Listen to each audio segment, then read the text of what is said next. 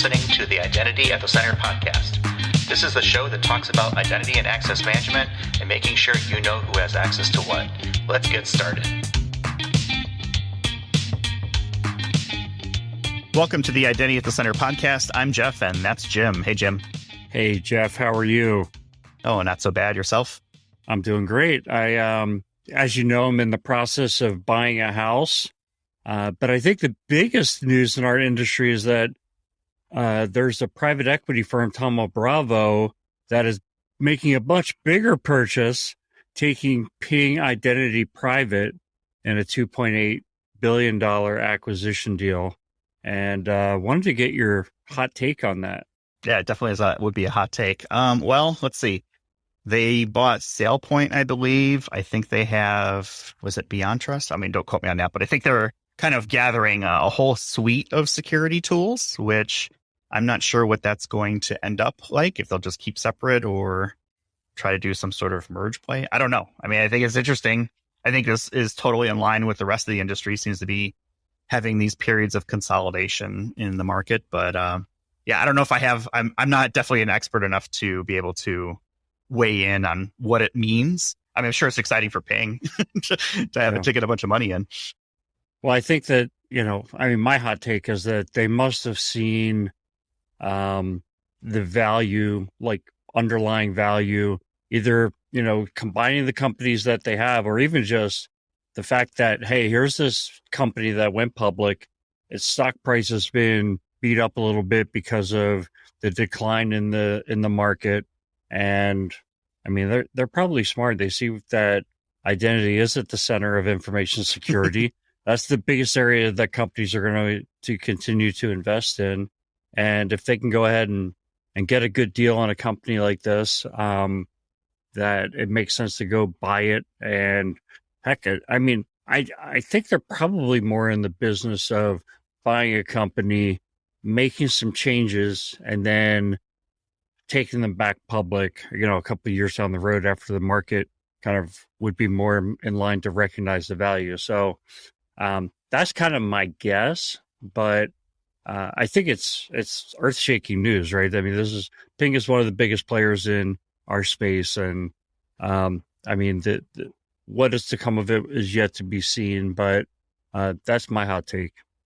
Well, let's be clear here, right? They're not an altruistic endeavor. They're there to make money. So they see an opportunity to make money, which probably makes sense. Buy low, sell high, right? All that good stuff. So I think I think most of the market has been down for the last couple of months, and it's probably no better time to buy whatever it ends up being. But this is all about money. It has nothing to do more most of the time acquisitions are. I mean, you look at the Twitter acquisition, you wonder if it's about making money or something else. But I don't think this is in the same category.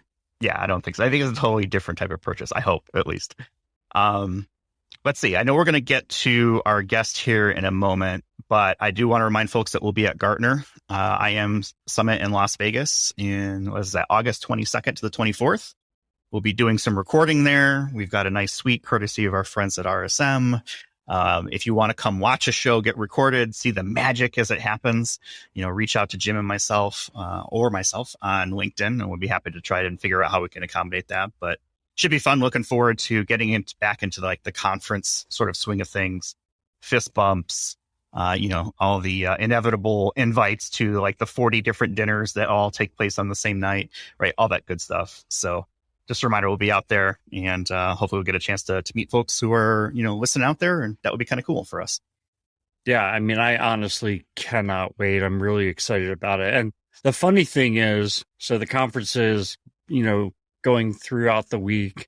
I'm going to fly back and be moving that weekend, and the days into the spillover in the week after. So this is going to be my moment to get a little bit of R&R. Well, I guess we're going to be working our butts off, I think, but being in Vegas is kind of a cool experience usually. It is. It's going to be tiring. We've got a ton of guests that you've lined up. I think you've jam-packed my editing schedule for the next week after it. So I'll have to figure out how to get it done. But yeah, it'll be pretty cool. All right. The good thing I think for our listeners too is just to be aware that, the week after Vegas, we're going to have a ton of extra episodes. So be on the lookout for that. And I think our next episode, so next week, we'll dedicate to kind of a preview. So at that point, we should be able to preview some of that content. Yeah, maybe I'll even read up and see what the sessions are all about since I haven't even done that yet. All right, let's get to today's topic. I think this is something that that a lot of folks will find interesting, and that really is what I'm tentatively titling, and who knows if they'll make the actual final show title, but the evolution of IAM pricing models. I think it's something that folks are probably familiar with if they've been in the enterprise or customer space of buying products. Is the old, hey, let's do a perpetual license, or now it's subscription, and now there's some new options out there. To help us with this conversation, we've invited our friend Binod Singh. He's the founder and president at Ilantus Technologies back to the show. Welcome back, Binod. Thank you. Really appreciate you guys calling me back. I remember, I think it was way back in Feb 2020, right? When I was with you guys. Yeah, and that was a very interesting topic too. I'm looking forward to a very exciting discussion. Yeah, that was definitely an interesting time in the human race, I guess, as a shared collective consciousness. Yeah, that was episode number 32. And here we are on what should be episode 159, which is kind of crazy to say. I know that we kind of learned a bit about your background last time. So if folks are kind of want to get back to, how did you get into the IAM space? I would encourage you to go back, listen to episode 32, and then come back and pick this up. But what's been going on the last couple of years since really, I guess, the last time we talked was like the pandemic was just getting started. What's new and shaken in the world of Binod? Quite a bit. It's been a very interesting more than 2 years since we met last. As you know, the pandemic has been the main topic for all of us. And in particular, I think for identity and access management folks, this has been a very interesting time. While the world was looking at things going down, things were in a difficult state in business as well as health. One thing that was certainly picking up in the background was identity and access management, because people working from home and many other issues that came up suddenly opened the doors for IAM in a bigger way than it ever was.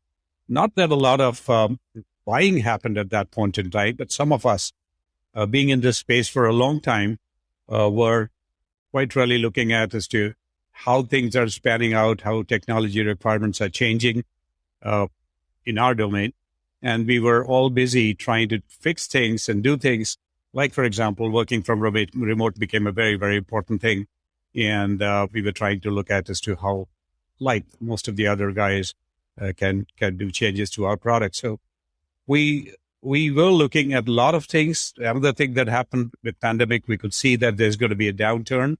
And even though the need for concerns around identity and access are going to increase, but people are going to be having less dollars to really pay. So on one side, the demand will go up, but the affordability of customers is going to be less than what it was before pandemic. So we were looking at, interestingly enough, we began doing a very major survey in the last 1 year, more than a year now, where we did go to close to 250 CIOs and CFOs, asking these questions in terms of what do you think? What kind of modeling are you looking for? One, about the demand for identity and access, and second, as to what would be the way you'd like to purchase. So we were quite busy trying to do all that in the last more than 2 years. Sounds like a full plate.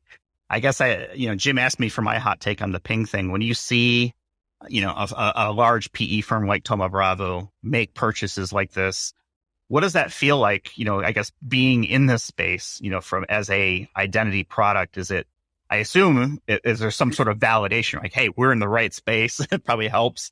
I guess any thoughts or things that maybe people who are not, with a technology itself, and you see this, what should we be taking away from that sort of thing? So this is not surprising, as you guys were chatting in the beginning. This is a good time to buy in some senses, and this is a good time to buy those companies who do have a good and sound customer base, because they have been there for a while. And it's very difficult to change technology in areas like these, as we know, even if you're not fully satisfied. But companies, we're not really making much headway and facing a lot of headwind because of the kind of technology they have. So Ping has been an old company. In fact, it's been one of the first companies, if you look at our space.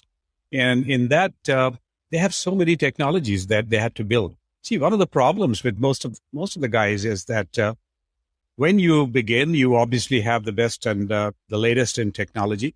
And as you begin acquiring customers and a couple of years pass, typically I see that as 3 to 3.5 years, your technology starts getting old. And it's very difficult to make a major change in your version. So you keep on patching up. And then you end up seeing new features and areas opening up like this, the IAM and so on and so forth. And then you start bringing additional technologies, either through acquisition or doing some additional, going to do some additional engineering to develop new modules. And what you end up doing is having a bunch of technologies which do not really work out, as one single composite technology, which is what more and more happening, at least in identity and access. Jeff, you know about the converged IAM, and it was only in November 2020 that Gartner talked about it first. And ever since then, that seems to have become the real demand with customers because, and most of the technologies don't satisfy. So I'm not surprised to see Ping buy out because it's a good candidate. It has been there for a long time. I think the number of customers that it has is the biggest attraction in terms of its value, not so much of technology. So, Binod, I wanted to kind of shift us into our conversation for today, which is around licensing models for IAM software. And I'll start by saying that over the past decade, we've kind of seen a shift away from the perpetual license model. Like I buy a license per user and then I own that license for life and pay a maintenance fee, to something that's more subscription based. So I pay only the annual fee. And it's not just cloud-based applications that are making the shift, but even, traditional on-premise software applications have been making the shift en masse to the subscription model. And now you at Ilantus, your company has added a wrinkle to this, which is basically a new option called pay-per-use pricing. And so first I wanted to start with what's kind of the inspiration for the pay-per-use model? So as I told you, the whole thought process began just around the pandemic time when we could see that this is going to span out into the ability, and it is going to hit the ability of the customers to purchase IAM technology. And there's got to be something that needs to be done. And that's when we did this very important survey. It took about 6 months for us to do that. And we were asking the CFOs and the CIOs as to what is it, what's the kind of, what are the kind of gaps that you see today in your purchase model? And what came out to us were three things. The first was in terms of the high entry costs. Let's not forget that identity and access, the real opportunity today, more than 60% of the opportunity is in greenfield space.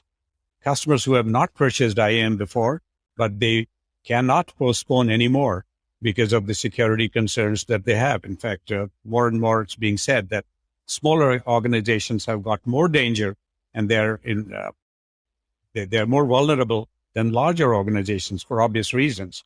And therefore, everybody wants to go and have the core technology like IAM.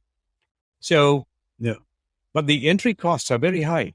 You look at it, Jim, typically today, about 2,000 users, which is pretty much the size of a mid-market customer, high end of the mid-market.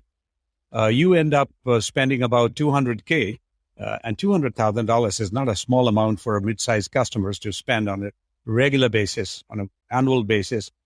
Add to it the difficulties of implementation and high costs associated with it and all.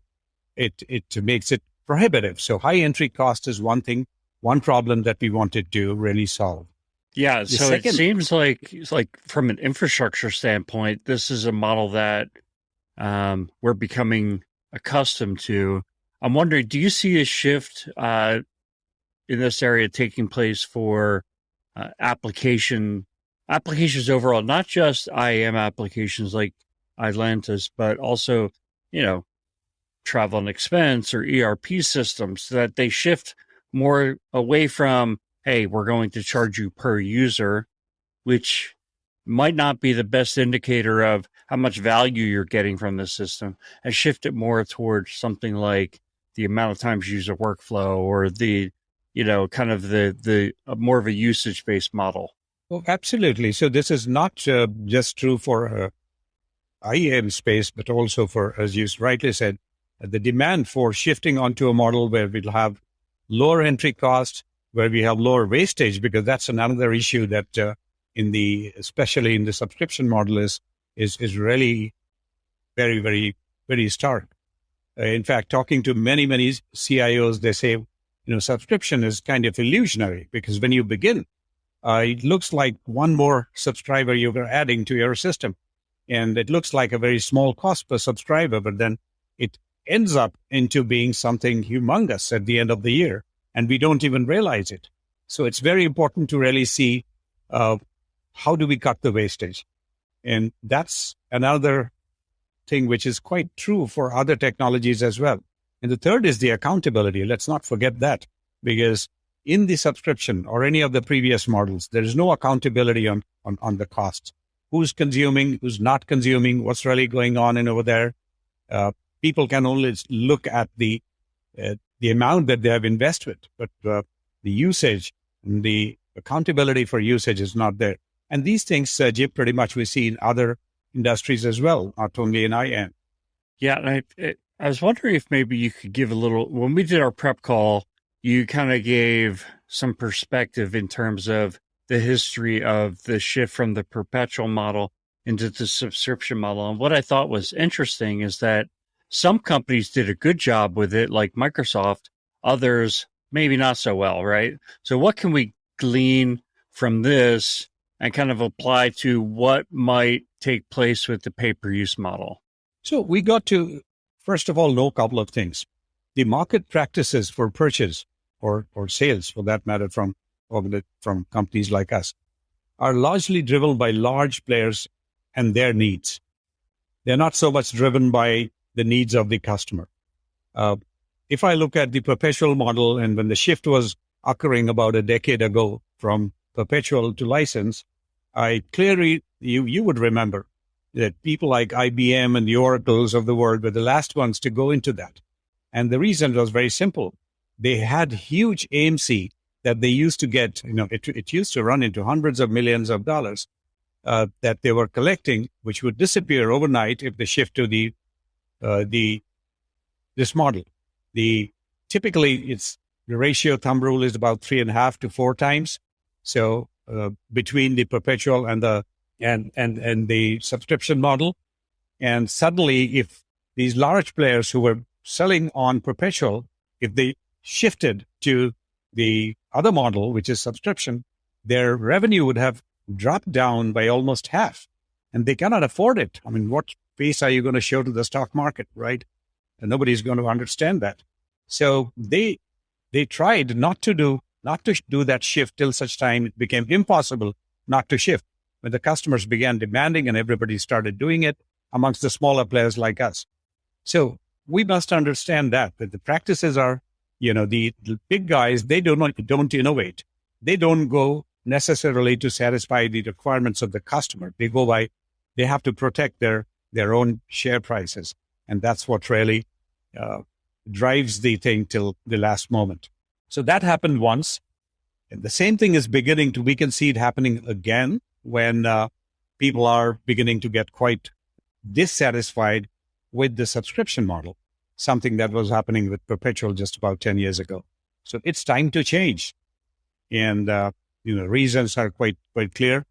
High entry costs, lack of accountability on the investment, and the sheer wastage that you have in the subscription, because you have to sign up a subscription, and perhaps for more number of people than you have, because you're doing it usually for a year, and you're not going to use it.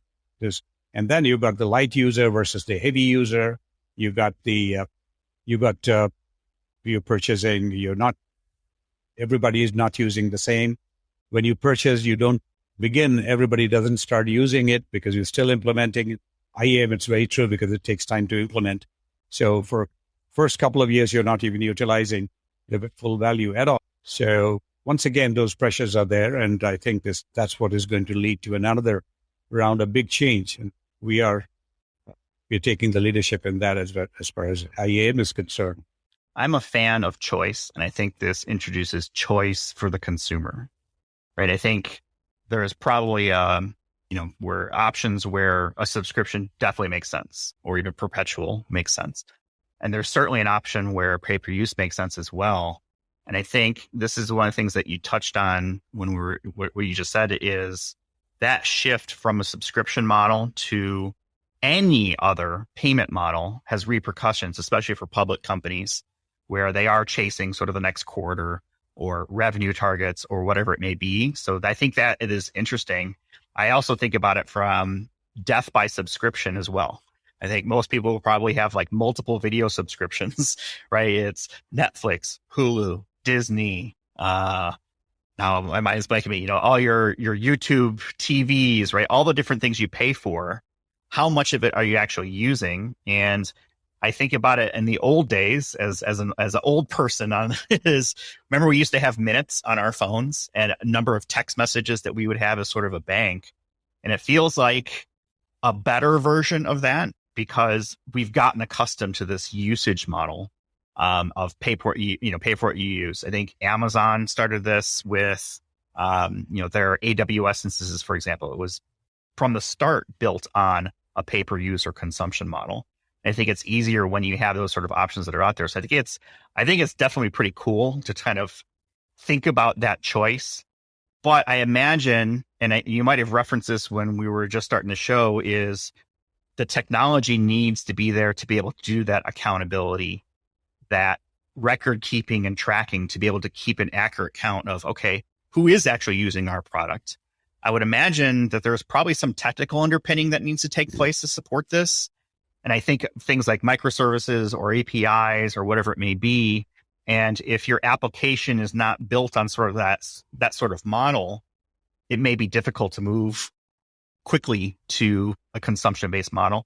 Do I have that right? Are there things that I need to kind of consider or people listening should consider? You're absolutely right. There are major technology changes that are required to fit yourself into. It's not like shifting from perpetual to the subscription. There, in effect, there was not much of a change in technology really was required.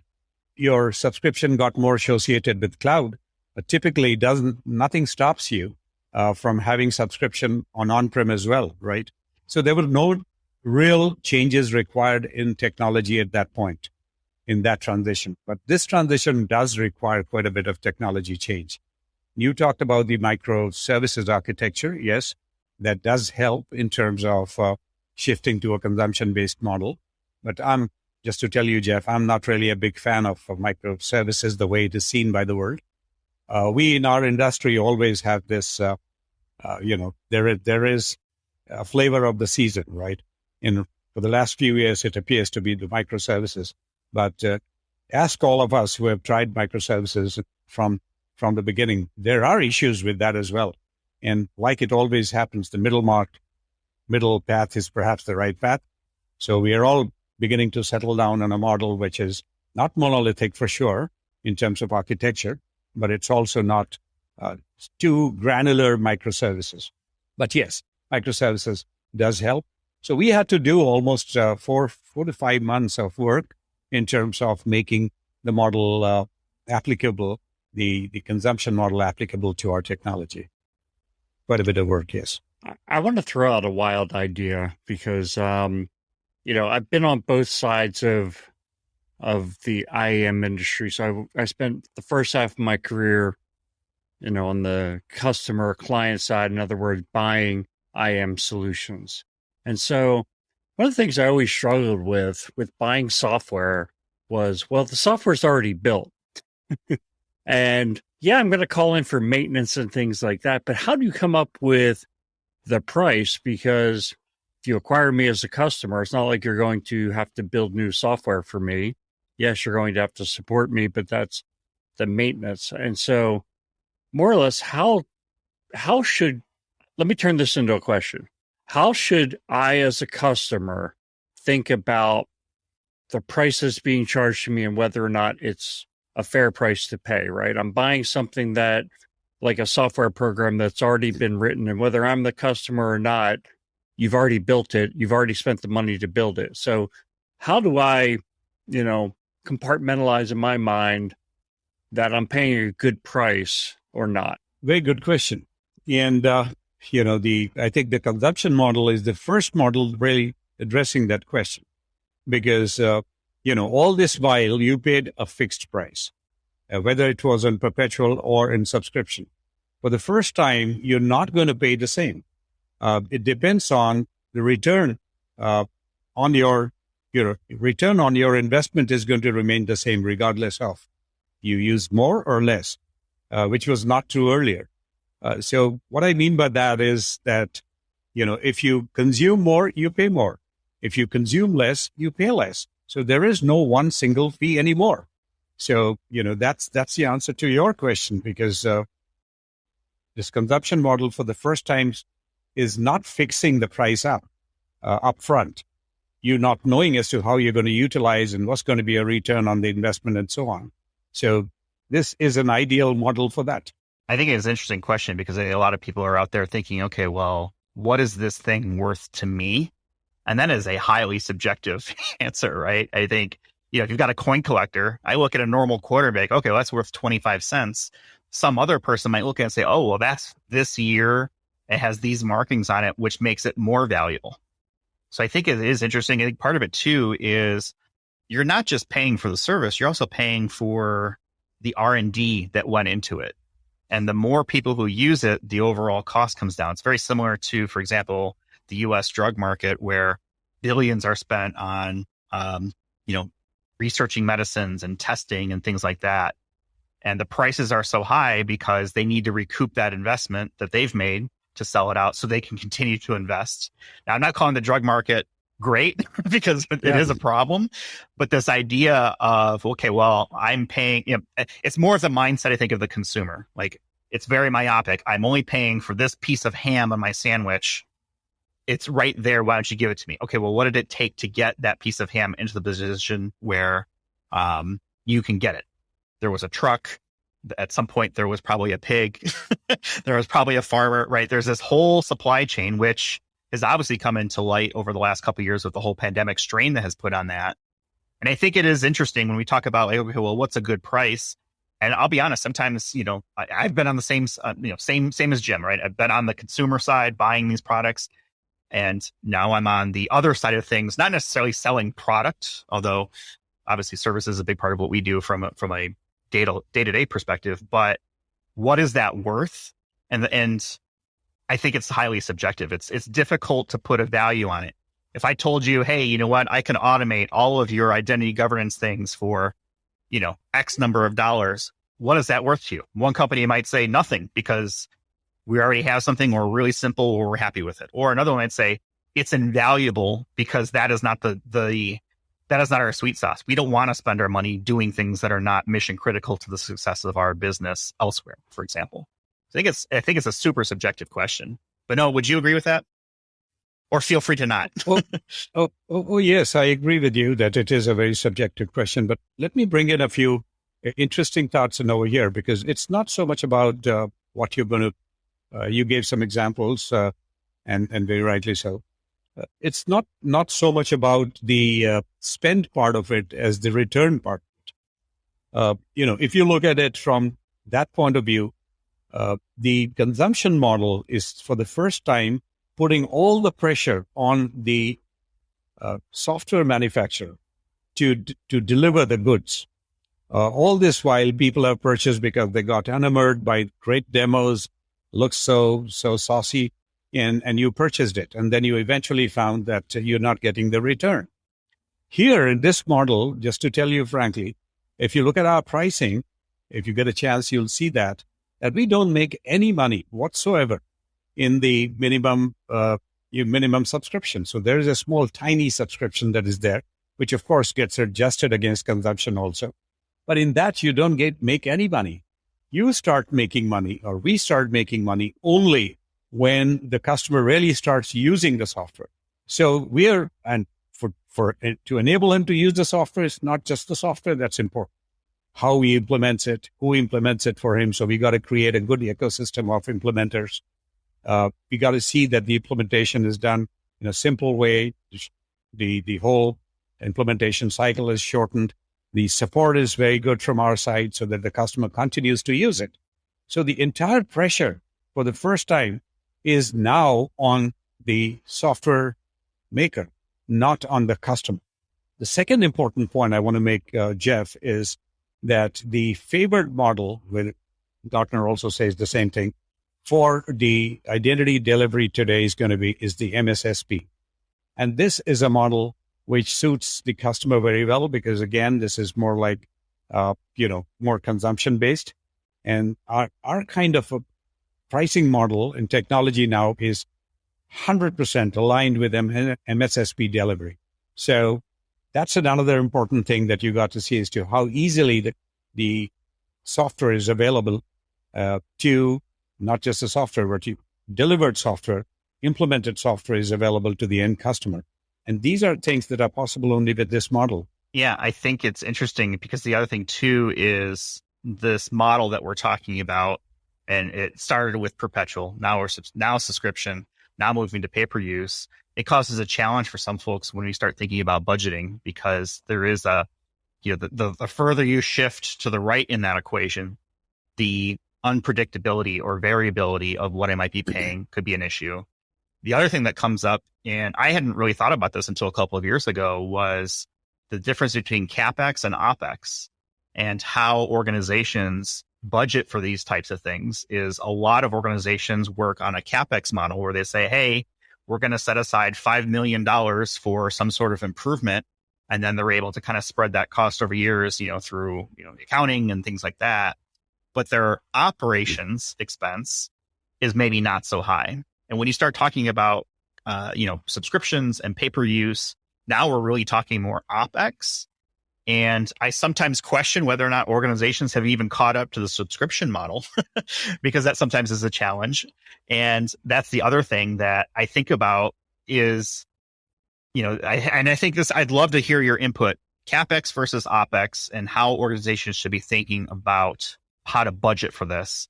And then trying to address that predictability. I think you guys specifically have an interesting model with sort of minimums and maximums. And we don't want to turn this into a commercial, but I would encourage folks go look at Ilantus.com, check out the pay-per-use, if I could say right. Because I think there is something there where you've sort of got this hybrid between the two that makes a lot of sense, at least for me. But I'm curious, CapEx, OpEx, the predictability, how do you address those sorts of things?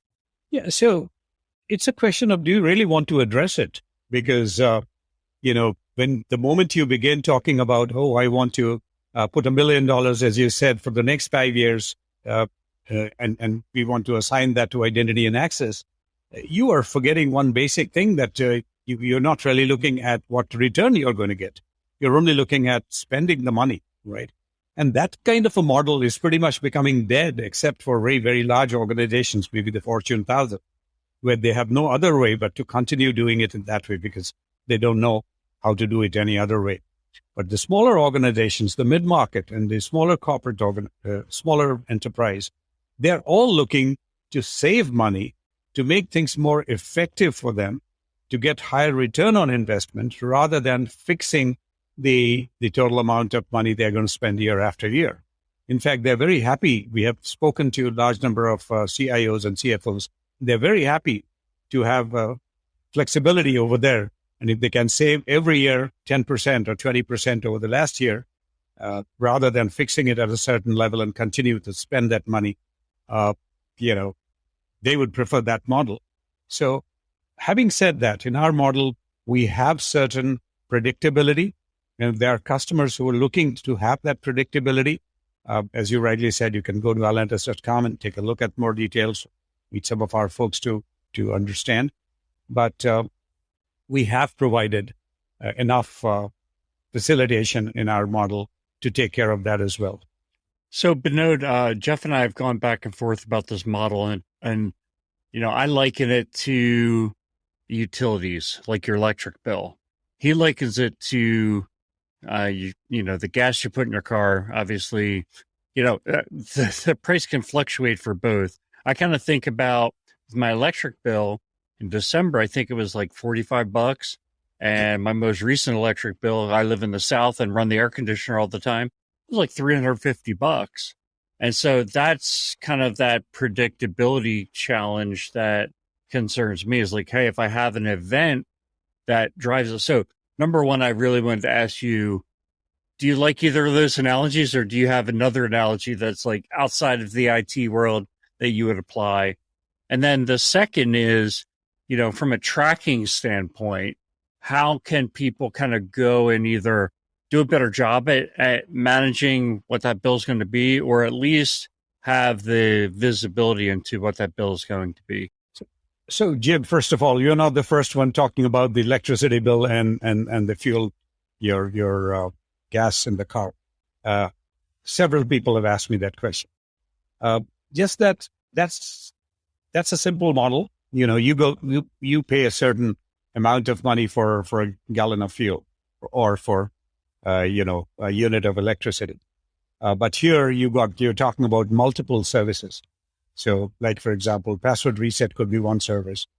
New user provisioning could be another service. And they're going to be obviously different value that you see under those services and the money that you'd be willing to pay. So it's a great analogy because that's what really works out here. That's the fundamental on which it is based. But at the same time, you got to stop somewhere on that because this is more complex than that. But the fundamental remains that it's based on consumption. The second part that you talked about, and again, that question's been asked by multiple people to me, talking about electricity. So power consumption could be very high in winter and very small, and it could be 1:3 kind of a ratio there.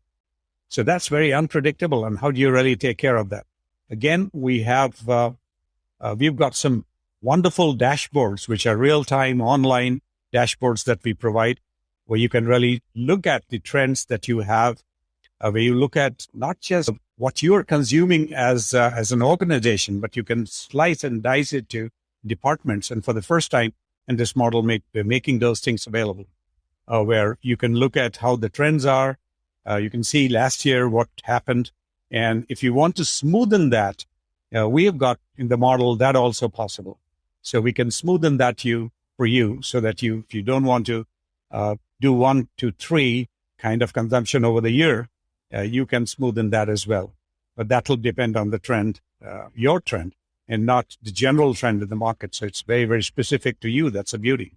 Yeah, I do like the idea of smoothing it. I mean, that's something that the electric company will let you do is like once they know your consumption model, they can kind of use a predictable, even per month payment, things like that. But Binod, you've been super generous with your time with us today, kind of talking about this consumption-based pricing model. And as you know about our show, we like to end on a lighter note. One of the things that we picked up on with Ilantus, and we understand you're the mastermind behind this, is kind of a spiritual focus on your company and identity and access management. And really, it's kind of a tie back to yoga. And I said to Jeff, I think yoga is just exercise, right? What's the spiritual piece? So I'm sure you're going to give us an education on that. But the way we framed it up is what is the yoga pose that most describes IAM? I'm going to start with Jeff, then I'll give my answer, then we'll kick it to you because I know you're going to give us more than just it's some kind of pose or exercise. But Jeff, what is the IAM yoga pose what is the yoga pose that reminds you of IAM and why? All right. Well, this is going to definitely show some of my ignorance, so I'll apologize in advance. I know yoga is more than just exercise, and I think, I read a little bit of a Wikipedia article, so I kind of consider myself a little bit of an expert. There's different interpretations, based on whether you're in the West or the East and kind of where it came from. I will take a view that I believe IAM is most represented by twisty three-legged down dog, which sounds as complicated as it is because that is how it is. And I feel like if you're in the IAM space as a practitioner, you're probably spreading out in a whole bunch of different ways that aren't natural sometimes, but you still get it done. And that's why I always have kind of like this phrase of, behind the scenes, there's like a bunch of IAM heroes that are actually making things work for an organization, despite whatever the issues are that are out there. So I think of twisty three-legged down dog, which is sort of like your hands are on the ground, you've got your feet and you kind of got your back kind of arched, and then you take one of your legs and you try to pull it as far back as possible. It sounds awkward because it is, and I think that's the one I'm going to go with. Not bad, not bad. I was thinking about this because we decided this was going to be the question ahead of time, and I know there's a series of poses called binds, right? And I feel like having been an IAM practitioner, you're in a bind a lot, right? You're in this really uncomfortable position and doing something that a human body is not meant to do, and you're sweating and all. But what I shifted to was something a little more with a positive lean, which is a pose called Warrior 2. And by the time you get into Warrior 2, you're really building up that lather, that good sweat, and you're in a position of strength, but you're also in a position where you have to have balance. So I think there's just so many aspects that the IAM practitioner has to have all those things. You have to have a little bit of experience. In other words, you have to have you're like midway through the routine at that point. And so I'm going to go with Warrior 2. Plus, it sounds really cool. So now, Binod, maybe you could I'm sure you have an IAM practice where you do, or I'm sorry, a yoga practice where you do some of these poses. So maybe you can start there, but then maybe you can educate us a little bit more going beyond the exercise routine. Sure. So very interesting question. Thanks, because this is one of my favorite practices as well as subject matter on which I've been doing a little bit of work. So the posture that really strikes me when I look at IAM is what is called in Sanskrit, from where, yoga uses the Sanskrit as the original language. It's called the Sarvang Asana, which means full body posture. And it's actually a combination of 9 different postures. So it's one sweeping movement, it takes maybe about 30 seconds or 40 seconds. You are actually doing 9 different postures. That's actually the synthesis of the entire yoga, all the postures. So they say that even if you're not doing anything else, if you just do this is it. And that's what I say to my customers and to the market, that, you may not be doing some other things in the information security, but if you're doing IAM, that's a full body posture So that's the posture that comes to my mind. Having said that, as Jeff, you rightly said, yoga is not about exercise. It's far from exercise. It's not a system for the body alone. It's for the body, mind, spirit, bringing about certain great balance between the three. And if I can put it in a very simple way, it's about controlling the mind. If you do that for a while, and if you do it right, you will have your mind, the monkey mind, under control, which is one of the most difficult things to do for anybody. I've been doing some research in the area of yoga, how to use it for controlling your energy centers in the body. And that's I don't know whether you've heard, Jeff and Jim, about a technology called biophotonics. Our body emits photons in the quantum theory that was known long ago, but now it can be seen. And if you can measure the photons coming out, the pattern of the photons coming out of your body, you can really measure your physical and your emotional states, yeah. And I'm trying to look at, that's one of my favorite practices right now, and the time that I'm spending in doing some research to see as to how some of the things, especially the breathing exercises in yoga, how they can be used to cleanse, to find solution to some of the problems with your body and mind system. So, yeah, so I think that's it's really quite interesting. I think it's really interesting The biophotonics is not something that I had heard about until you had mentioned it. So, I'm definitely no expert on it, but it seems interesting just from a, study perspective. If I wanted to get into yoga, where should I start? Very interesting question. So, the most popular yoga is something which has got 8 steps. And the first step has nothing to do with postures and all. First 2 steps have nothing to do with it. The first step is all about training yourself a little bit and putting your energy of the day in one direction. So as human beings, what we do, we say, hey, we got to lose some weight. We got to become more healthy. And so we go and we join the gym, and we're spending an hour over there. And you come out of there, so the energy is being diverted, is taken in one direction. And you come back, and 2 hours later, you're having a pizza. So your energy now is traveling in an opposite direction, right? Or you never went to the gym and you're still eating the pizza. And you're still eating the pizza or doing something else. So the first step in yoga is to try to channelize your energy in one direction. That's the first step. And the second one is, once you've been able to do that, then you go and try to look at setting some, not exactly rules, but some code of conduct for yourself. That's the second step. Only in the third step, which is the first true physical step of yoga, you talk about learning how to sit. And that's the most important. That's the beginning. If you're able to sit without any, without moving your body for even 2 minutes, I think you've attained something. And that's the first step in yoga. That discipline, that concentration, I would imagine, is very helpful as you kind of find some sort of center to equalize against.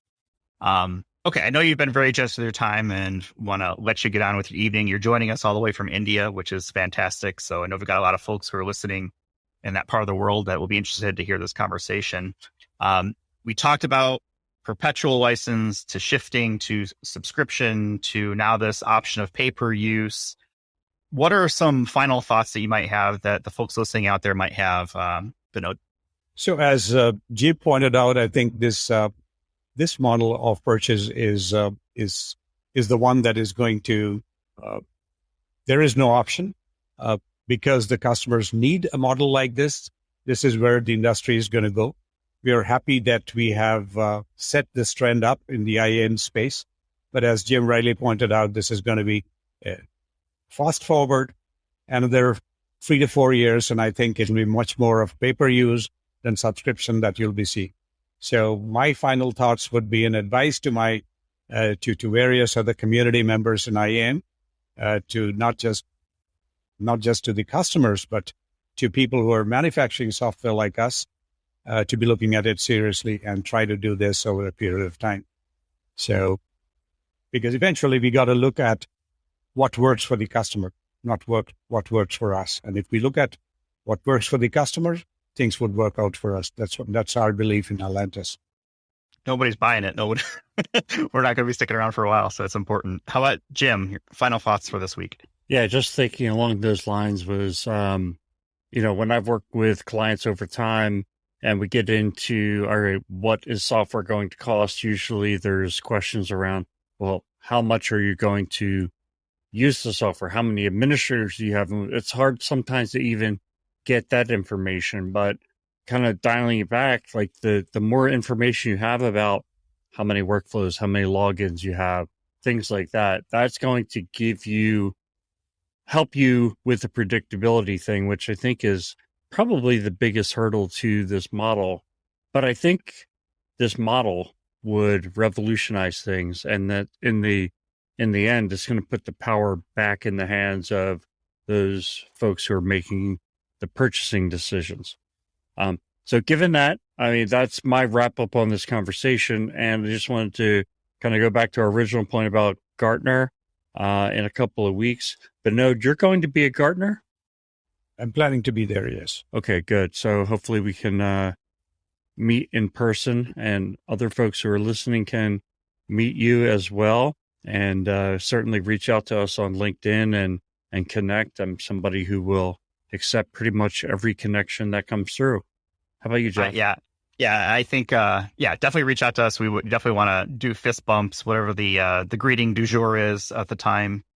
Looking forward to finally meeting you face to face, Binod, which would be great. You talked, Jim, about some of those metrics that are important to kind of figure out the consumption model. And my thought is those are things that you should probably already be doing anyway as an IAM program. How are you measuring success? Do you have a dashboard that tracks those sorts of things anyway?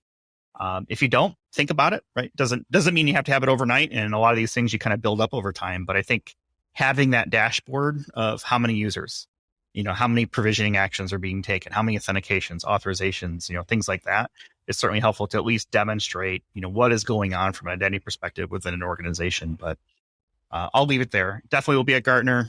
Ping us if you're going to be there. We'd love to meet. Come watch us record a show. Come beyond the show. Well, I don't know if we have any room slots. Jim's committed me now to an entire week of editing, it sounds like, for shows the following week.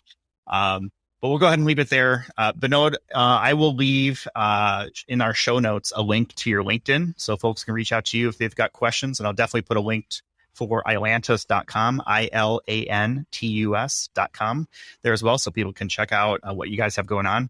Definitely check out the pay-per-use stuff because I think it is interesting, the model that you guys have come up with, and I see a lot of value in it. And if there are folks who are interested, they can reach out to you, Binod, if that's cool, via our show notes or via LinkedIn. So with that, we'll go ahead and leave it for this week. You can find us on the web, identitycenter.com, or on Twitter at IDAC Podcast. The live stream will return at some point, but we always have our replays on YouTube, idac.live. And with that, we'll go ahead and leave it. Thanks, everyone, for listening, and we'll talk with everyone in the next one. Thanks for listening to the Identity at the Center podcast. If you like what you heard, don't forget to subscribe and visit us on the web at identityatthecenter.com.